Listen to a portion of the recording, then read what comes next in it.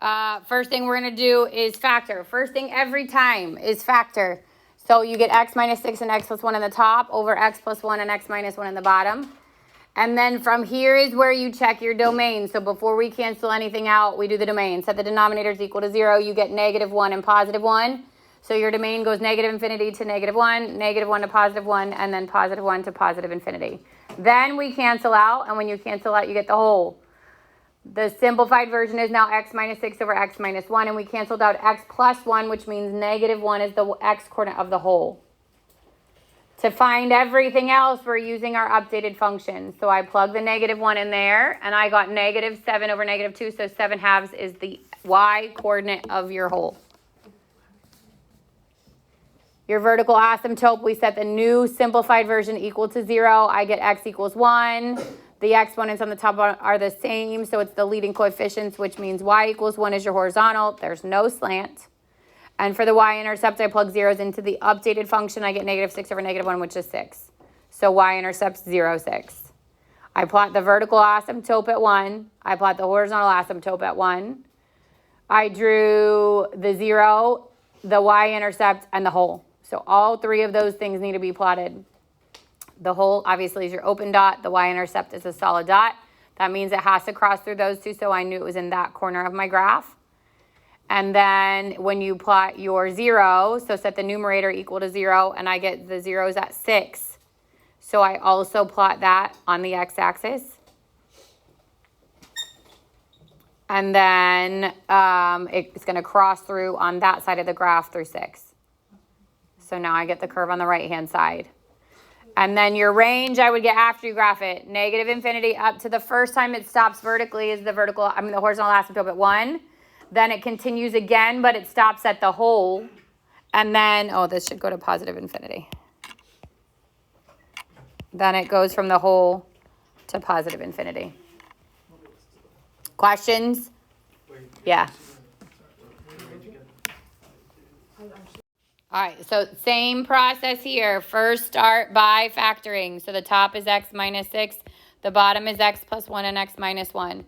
There's nothing that cancels out here, but even if I did want to cancel something out, I would find the domain first. So domain is -infinity to -1, -1 to positive infinity, and -1 to 1, and then 1 to positive infinity. Then I would check to see if I could cancel anything out. Nothing cancels, so there's no whole.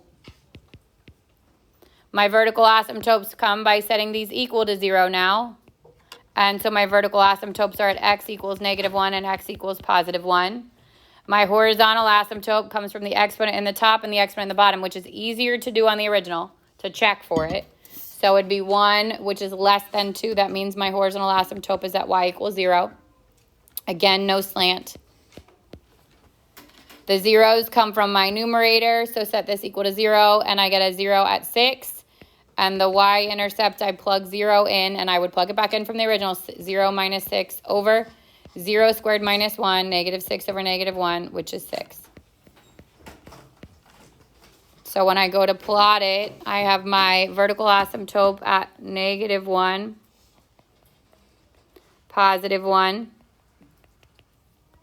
I've got a 0 at 6.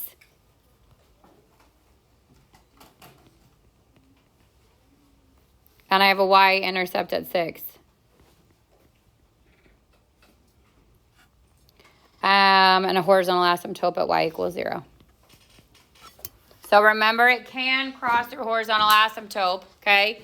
So really, I need a little bit more information over here because I don't know if it's coming down and crossing through or coming up and crossing through. So I'm just going to plug in, I'm going to plug in 2. So 2 minus 6 over 2 squared minus 1 would be -4.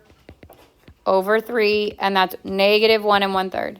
So I know I'm under the x-axis, so my curve is doing this. Then on the left-hand side, I can take and plug in -1.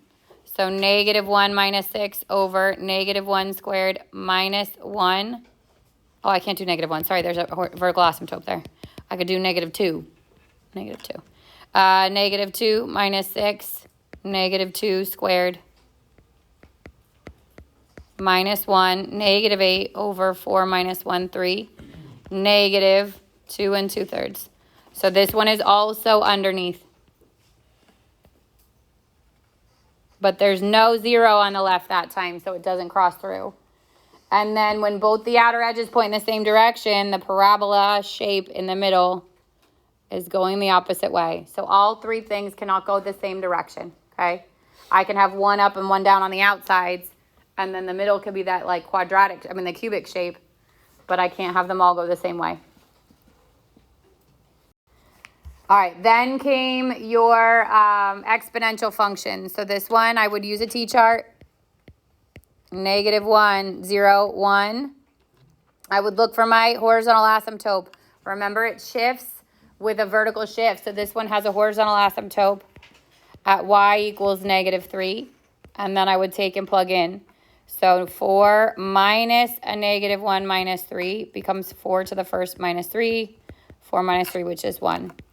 4 -0 minus 3. 4 to the 0 minus 3, which is 1 minus 3, -2.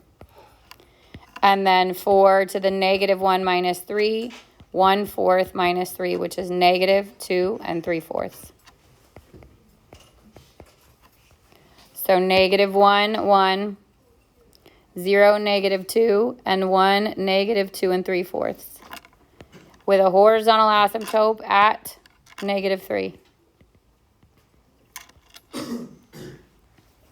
So I know because it's exponential, it's going to get close to my x, or to my horizontal asymptote, and then it's going to climb. The domain for all exponential functions is -infinity to +infinity. The range is impacted by my vertical shift, which is also my horizontal asymptote. So this is -3 to +infinity, and it can include the -3, so it gets a parentheses. The horizontal asymptote was y equals -3, and the y-intercept comes from the middle point on my T-chart, or from the graph, 0, -2. Questions on this one? So there was not a slant on this practice, but remember I told you at some point you're seeing a slant on your test. So at some point you're getting a hole, at some point you're getting a slant. Obviously you're getting horizontal and vertical asymptotes. So you have to make sure that you also take the time to look through that PDF that was from the weekend. So speaking of, questions on these? Like there's a slant on 141. If you need the practice on the slant, that's where it could come from, okay? But you definitely need to make sure you're prepared for it.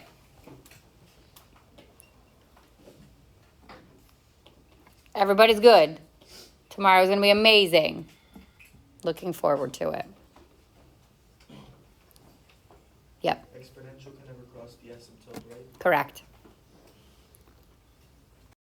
All right, then came 3-1. So yes, we just did graphing on this example. On the class kick, but also keep in mind that you've got your exponential functions. This would be a calculator-based question, okay?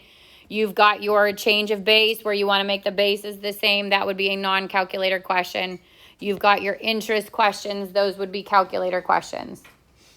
So calculator from this could be like 1, 3, 19, 21. Those would be on the calculator-based questions, and then the rest would not.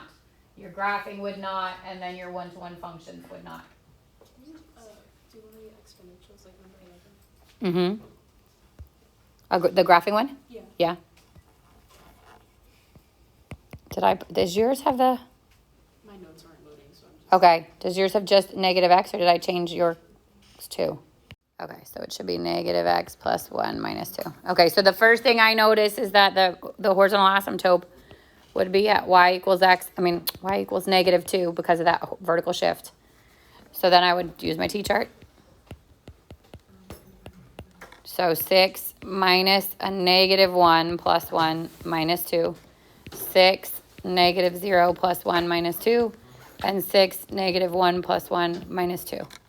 So this becomes plus. This is 6 squared minus 2, 36 minus 2, which is 34.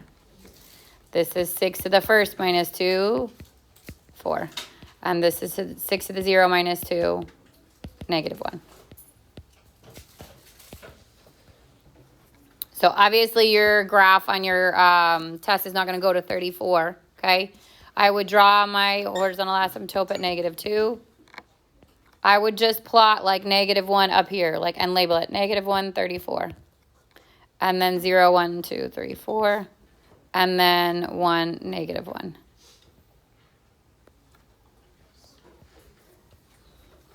Domain's going to be all real numbers. Range would go -1 to positive infinity. No, -2, sorry, based on your horizontal asymptote.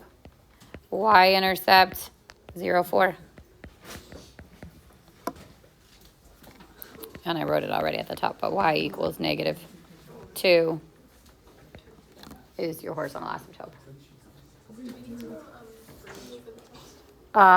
Yeah, this one has range. Yeah. So is your range what the Horizontal asymptote. And if it's up, no horizontal asymptote up. But if it flips upside down, then it's negative infinity to the horizontal asymptote. Literally, it says a new SUV costs $32,000. The value of the SUV after 2 years is modeled by, and it gives you the model. Use a graphing utility. So you won't need to graph it because you won't have a graphing question based on it. But find the value after 2 years would be 32,000, 3/4 raised to the second power.